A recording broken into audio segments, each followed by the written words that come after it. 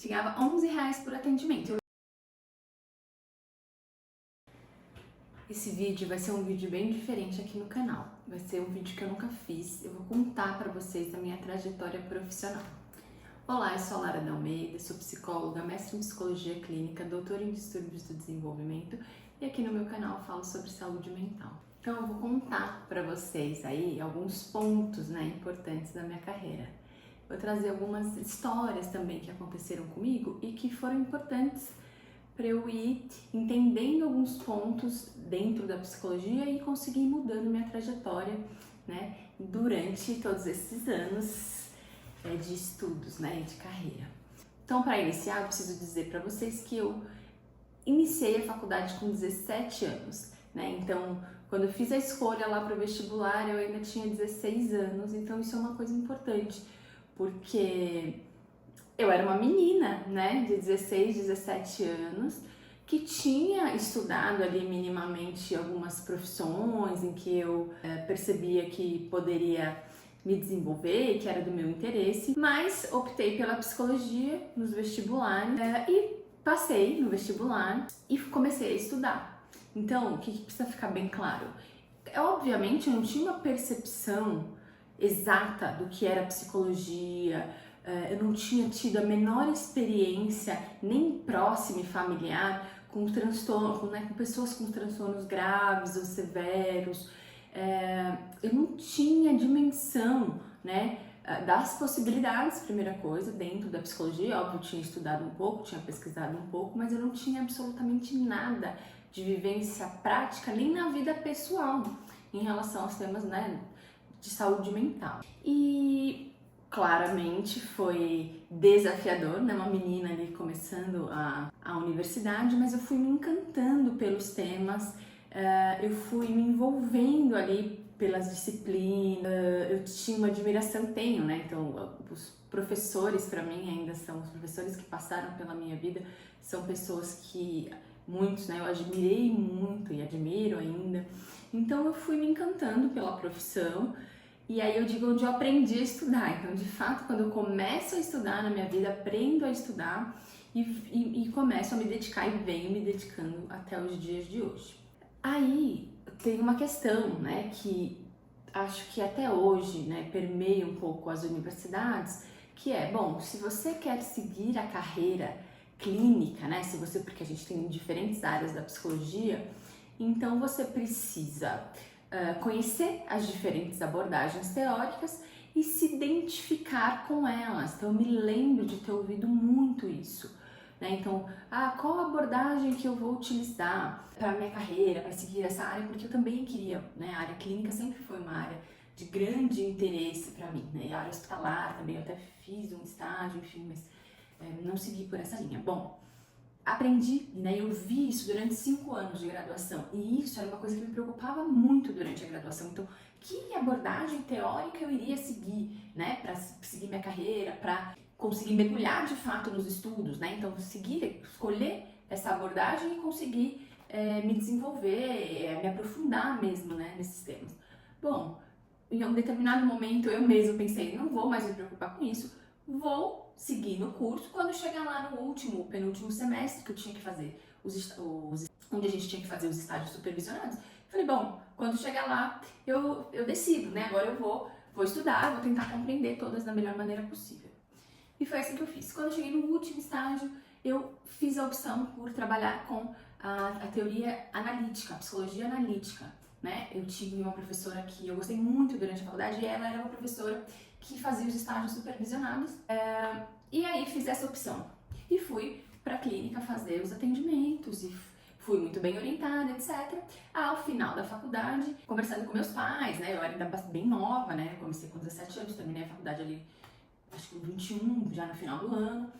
E eles falaram, bom, você precisa ainda continuar estudando e tal, então eu vou prestar algumas provas, Porque quando chega ali setembro, outubro, a gente começaram a sair alguns editais, eu já me formaria, em novembro, dezembro ali acabariam as aulas. E aí eu fiz a opção de prestar uma prova para o mestrado na PUC, Eu sou de São Paulo, eu estudava no Mackenzie, na PUC de São Paulo, porque lá tinha um único programa que trabalhava especificamente com os temas na área da psicologia analítica.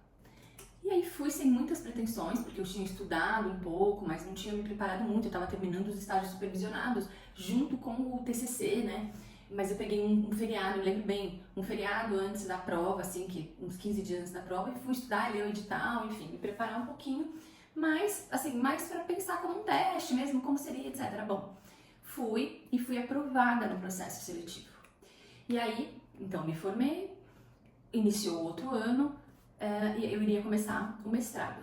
Nesse meio tempo, eu consegui, junto com uma amiga, enfim, uma clínica que fazia atendimentos psicológicos e fazia atendimento em saúde suplementar. Então, eu iria atender por convênio.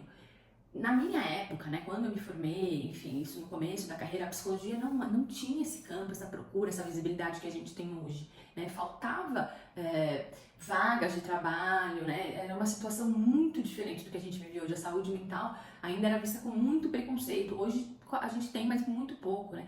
Então era difícil esse início da carreira. Então era muito comum que a gente, formado, buscasse algumas vagas de emprego, e essa era uma das possibilidades. Então, trabalhar em clínicas que atendiam convênios, né? Trabalhar na saúde suplementar, mesmo sabendo, eu lembro exatamente, o valor da consulta era de R$11.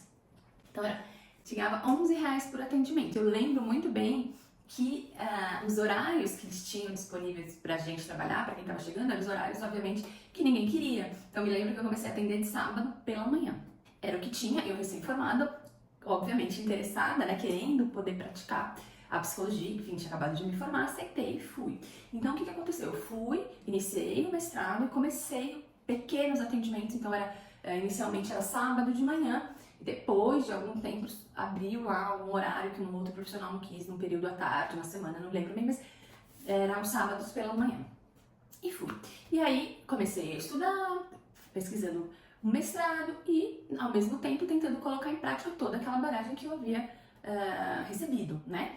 Então, foi aí que eu comecei a perceber algumas questões, eu comecei a questionar algumas coisas de tudo que eu tinha aprendido até ali, que eu continuava aprendendo, porque eu continuei estudando, continuei o mestrado, continuei a pesquisa, mas eu fui tentar colocar em prática, né, todos aqueles ensinamentos, a bagagem da psicologia analítica.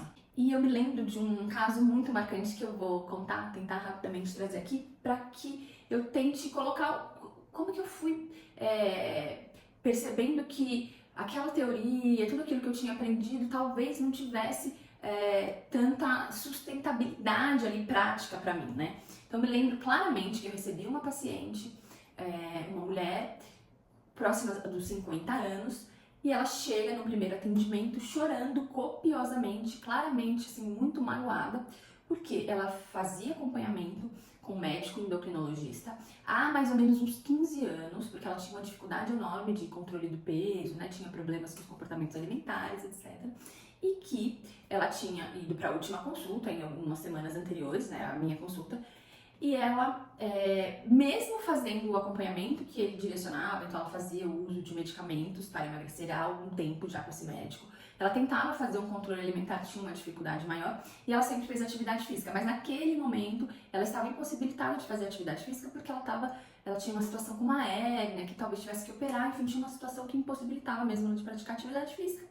E aí, ela fazendo acompanhamento, ela volta no médico e o médico diz que ela está enganando ela, que ela está enganando ele, que ela não está fazendo tratamento, que ela não está fazendo uso da medicação e que ele, enfim, ele ficou muito bravo com ela e ela estava muito triste por conta da quebra de vínculo, né, da relação com o paciente. Quer dizer, ela confiava muito naquele médico, ela me disse que fazia exatamente o que ele pedia, que ela seguia o tratamento e que, inclusive, as medicações, eu não lembro se eram mais, eram caras e que ela fazia, que ela vinha fazendo e que não era possível não acreditar nela. Então, assim, ela chega muito, muito chateada, bastante desregulada emocionalmente, e eu, recém-formada, tendo como bagagem uma teoria que vai trabalhar questões do inconsciente, que vai trabalhar uma série de outras coisas, me deparei com aquela situação, né? Como eu sempre me dediquei na faculdade, que eu falei, lembra no começo, olha, eu tinha dúvidas, o que eu vou seguir, então eu estudei todas as teorias, né? Eu me dediquei de verdade, eu me lembrei, né, de algumas questões da análise do comportamento. Falei pra ela, olha, vamos fazer, então eu vou precisar que você me faça a sua rotina alimentar. Eu preciso saber exatamente o que você está comendo, não precisa ser todos os dias, tenta me trazer 2 ou 3 vezes dessa semana, mas eu preciso que você me diga tudo, assim, se você comer uma bala, você precisa colocar, tal. Fui tentando explicar pra ela, fui tentando acalmar, né, sendo empática, enfim. E eu me lembro dela sair da consulta e eu pensar assim, o que eu vou fazer, né? O que eu posso fazer, como é que eu posso oferecer para essa pessoa numa situação dessa, pensando naquela abordagem que eu havia me dedicado todo aquele tempo.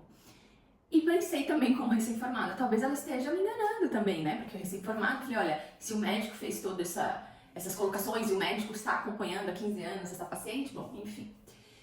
Essa paciente volta na sessão seguinte com um caderno impecável, com a semana, com todas as descrições da semana inteira, todos os dias, todas as alimentações. Quando eu olho para aquilo, eu penso, bom, mas eu acho que ela tá comendo menos do que eu até, né? Claro que ela tinha erros na alimentação, mas não justificava se ela fazendo o uso ainda da medicação, esse ganho de peso dela mesma, ela não fazendo atividade física, enfim. Tava claro que tinha alguma coisa errada ali naquela história, né? E eu fui tentar então entender, falei, bom, porque é outra questão que eu pensei, ela pode estar com uma distorção em relação, né, à quantidade de comida que ela está comendo, que ela acha que é pouco, que não é, né, em relação a dados de realidade. Só que quando ela me traz aquilo, de fato, não me parecia que ela estava comendo uma quantidade exagerada e que justificasse, né, aquele ganho expressivo de peso em pouco tempo, etc. Mesmo ela dizendo que estava fazendo o acompanhamento. Bom, passaram-se 2 ou 3 sessões, ela fala pra mim um dia, olha Lara, você pode marcar a nossa sessão? Eu não me lembro se era 9 da manhã, mas ela, por exemplo, 9 da manhã em vez das 9, às 10 da manhã? E eu pergunto pra ela por quê, né? Ela me diz, não, porque eu vou fazer uma endoscopia. E aí eu preciso de um tempinho maior pra sair do laboratório e chegar até aqui. Eu falei, mas como que você vai fazer uma endoscopia e você vai vir pra sessão, né? E vai vir direto e rápido, né? Todo quem não sabe o processo de endoscopia, a pessoa fica ali, fica em observação, ela é sedada, ela sai com alterações, né? Cognitivas importantes. Não, ela falou pra mim, não, imagina, eu faço há muitos anos, eu saio normal, eu não fico nem na sala de observação. Bom, pensei comigo, né? De novo, vou tentar entender o que ela entende por sair bem, por estar em condições de uma consulta, né?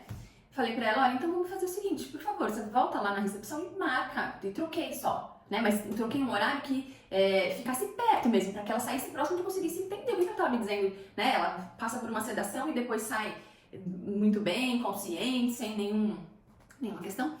Dito e feito, na semana seguinte, ela volta com toda essa informação da rotina alimentar dela e ela chega no consultório completamente consciente, né? Não me parecia nem um pouco alterada. Ela fez todo o atendimento, conversou super bem, trouxe tudo, contou, etc. Bom, ao final do atendimento, o que eu falei pra ela? Olha, nós já temos esse um mês que você está fazendo, né, a sua agenda ali alimentar, e você está aqui na minha frente após uma endoscopia. Então, o que eu preciso que você faça? Eu preciso. E ela tinha um retorno em um mês, que era exatamente isso.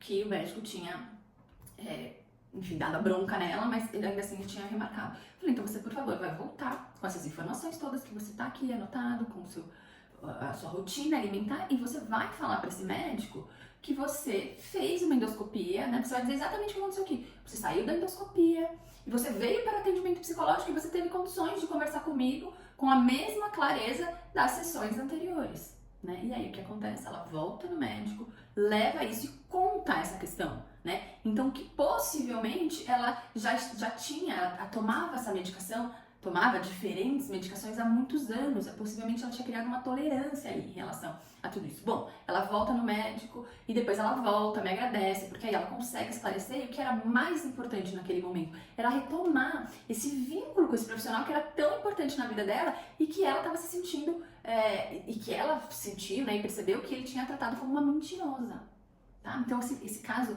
é um caso que ficou muito marcado pra mim e que me fez questionar muito em relação à abordagem que eu tinha escolhido, né? Teórica, Lara, mas você poderia ter investigado questões do inconsciente, poderia sim, mas a necessidade dela não é essa, né? Eu tentei entender as questões cognitivas, então as percepções dela, eu tive que voltar para questões relacionadas à realidade, né? Eu tive que entender os comportamentos dela. Então, que comportamentos levavam aquele momento de comer um pouco mais, de tomar aquela Coca-Cola e bolo que ela dizia que acontecia, né? Mas que era pontualmente, enfim.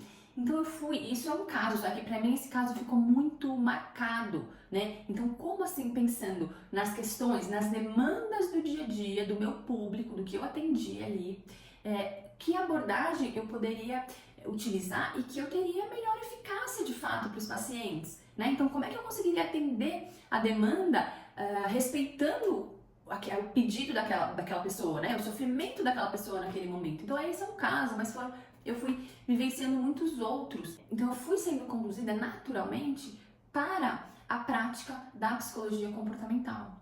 Tá? Então esse foi um caminho que foi acontecendo naturalmente. Na prática eu fui entendendo que eu poderia ajudar e aí eu fui experimentando resultados eficazes quando eu utilizava as técnicas comportamentais. Bom, passado isso, passado o mestrado, terminei o mestrado, tive uma pequena experiência curtinha em RH, eu queria casar, então eu trabalhei 1 ano e pouquinho numa multinacional, em 2 multinacionais, ganhei dinheiro, mas estava completamente infeliz, porque eu tinha estudado, eu tinha todo esse interesse na área clínica.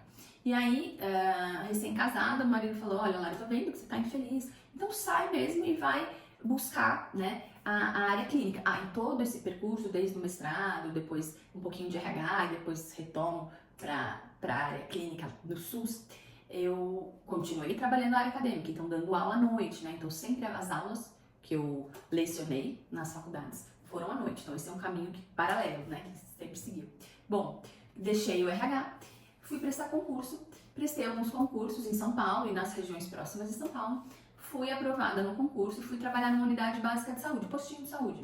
E lá também, né, a gente tem uma demanda muito grande, né, no serviço público de saúde, o OBS, né, então é a porta de entrada do SUS, ou seja, qualquer pessoa que vai iniciar o tratamento no SUS precisa ir no postinho lá da sua casa e vai ter aqueles atendimentos básicos, né, vai trabalhar prevenção em saúde. Então a gente recebe todos os casos de saúde mental, desde atendimento infantil, adulto, demanda de conselho tutelar, demandas da escola, demanda dos outros colegas da própria unidade, então do ginecologista, da psiquiatra. Eu tive o privilégio de poder trabalhar com psiquiatras, a gente sabe que isso não é a realidade na maioria, né, das unidades do país, mas lá por um tempo eu tive, e de fono também, então a gente conseguia fazer um trabalho bem diferenciado. Eu sei que não é a realidade de todo o país, mas foi uma época bem legal. Então tinha essa demanda de criança, de adolescente, de adulto, de idoso, de diferentes demandas de outros serviços, dos serviços internos da unidade, enfim. E aí, cada vez mais, eu fui utilizando as técnicas da teoria comportamental, né? E fui percebendo, né? Então a gente ia percebendo, eu digo porque tinha essa equipe multi, a gente podia discutir os casos, né? A gente tinha esse privilégio de estar ali.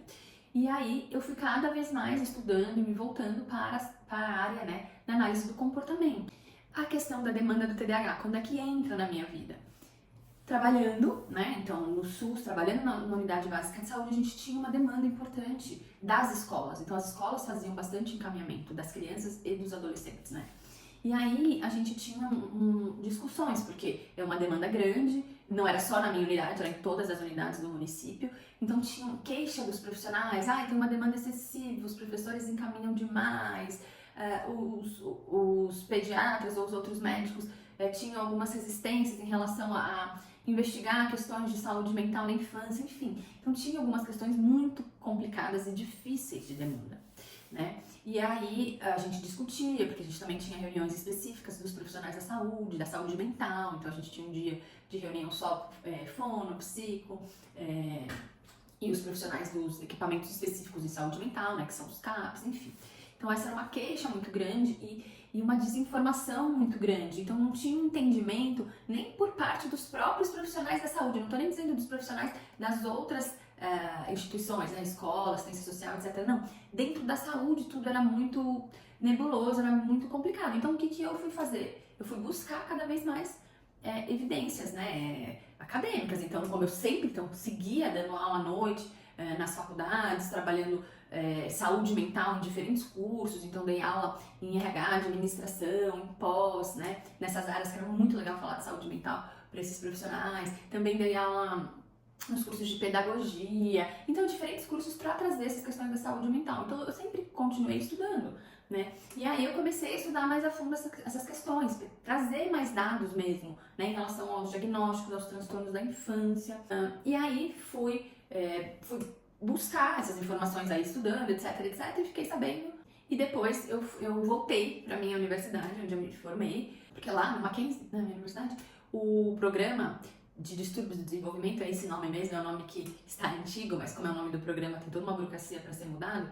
Mas ele é um programa nota 6 na CAPES, é um programa de muita visibilidade, onde tem pesquisadores assim, importantíssimos, até a nível internacional, né? O professor Salomão Schwartzman, que as pessoas conhecem, né? O neurologista de grande importância, né, científica aí, que trabalhou tanto e trabalha ainda em relação ao TEA, bom, enfim.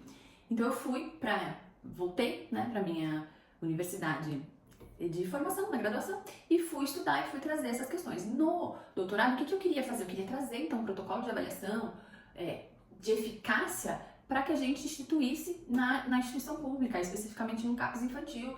A gente conseguiu, eu fiz o projeto, foi aprovado, fiz a formação dos profissionais lá no equipamento, agendamos as primeiras avaliações, veio a pandemia, a unidade fechou, porque a gente teve uma questão específica, essa unidade se transformou num hospital de referência para o Covid, enfim, então eu tive que repensar todo o meu projeto, e infelizmente esse projeto não pôde ir à frente, eu tive que reescrever o meu projeto de doutorado, mas enfim, reescrevi, concluí, defendi. Mas o que eu tô querendo mostrar aqui pra vocês? Que eu tive que fazer uma mudança importante na minha carreira, em diferentes momentos da minha vida, né? Então, foi fácil eu ter ouvido por muitos anos que eu poderia escolher a minha abordagem teórica, depois experienciar na prática que algumas coisas eu não conseguia atender de fato a demanda, eu não conseguia alcançar objetivos que eu gostaria no meu trabalho. E aí eu fui buscar e conhecer as práticas baseadas em evidência científica. Então, demorou anos na minha carreira para que eu conhecesse, entendesse de fato o que são as práticas baseadas em evidências. E à medida que eu fui colocando em prática, estudando, pesquisando e depois me deparei com todo esse universo, foi muito difícil para mim. Né? Foi muito frustrante por muito tempo. Como que eu não recebia essa informação antes? Né? Como eu estava dentro de universidades importantes, de universidades renomadas no nosso país, e eu não tinha conseguido ter essa clareza, né? Não foi dito com todas as palavras, olha, Lara, né? Porque pensa que eu era uma jovem, novinha.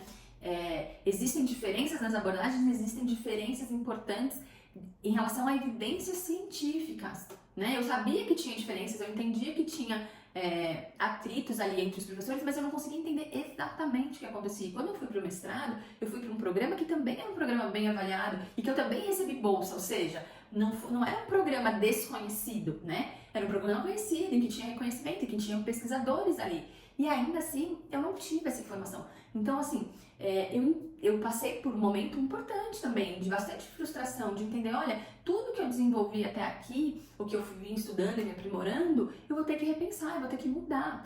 E essa é uma habilidade que eu acho que eu lido bem, eu lido bem com as questões de dado, de realidade. Se não dá, eu mudo, eu não me importo muito com isso, tá? Vai ter que trabalhar de novo, vai demandar muito mais do meu tempo novamente, mas eu não me importo. Mas eu sei que para muitas pessoas isso não seria tão fácil. Eu sei que tem muitas pessoas que ainda mesmo já conhecendo as práticas baseadas em evidência, ainda assim não querem, né?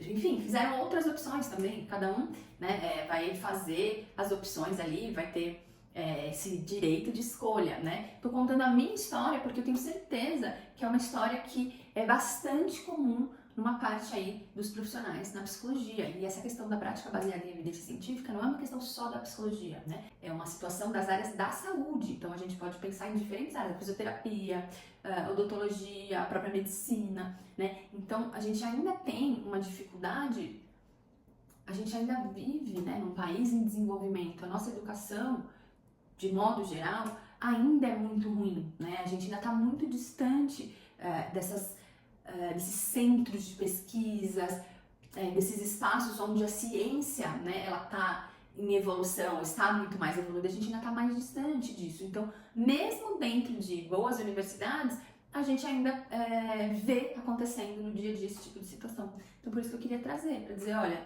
essa é a minha história, né? Poderia ter feito outras escolhas, tive situações não bem sucedidas, claro, né, em todo o meu percurso, isso é natural, mas eu quis contar um pouquinho essa trajetória e meus desafios, porque eu tenho certeza que podem ter outros profissionais que estejam passando nessa situação, que também estejam entendendo e conhecendo sobre a prática baseada em evidência científica e talvez sintam esse desconforto, essa frustração, essa desconfiança, tenha dúvida em relação a mudar ou não mudar. Então, estou contando a minha história aqui e o que eu tenho para dizer em relação à minha mudança e à minha prática.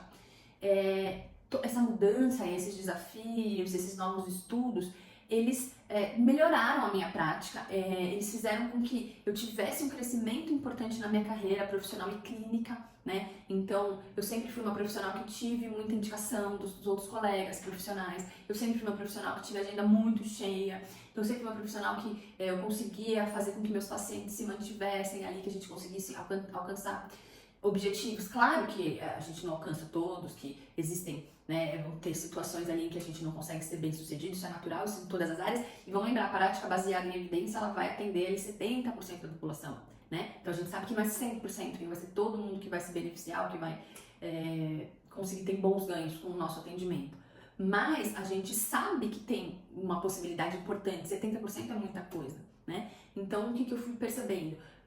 Que o meu desempenho acadêmico, que a minha carreira foi se desenvolver de uma maneira muito positiva, né? Então, sim, teve frustração, teve sofrimento, não foi fácil, esse desenvolvimento não foi linear, né? Então, eu tô dizendo pra vocês, olha, eu me desenvolvi bastante em uma área, tive que retroceder e estudar muito mais e retomar, mas que foi muito positivo, né? Eu me sinto bastante realizada.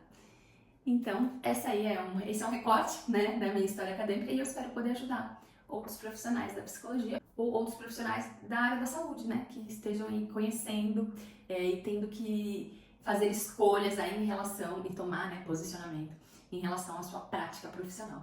Tá bom? Se você gostou desse vídeo, deixe seu like. Se você ainda não é inscrito no canal, se inscreve e ative o sininho de notificação, porque toda vez que eu postar um vídeo novo, você vai ficar sabendo.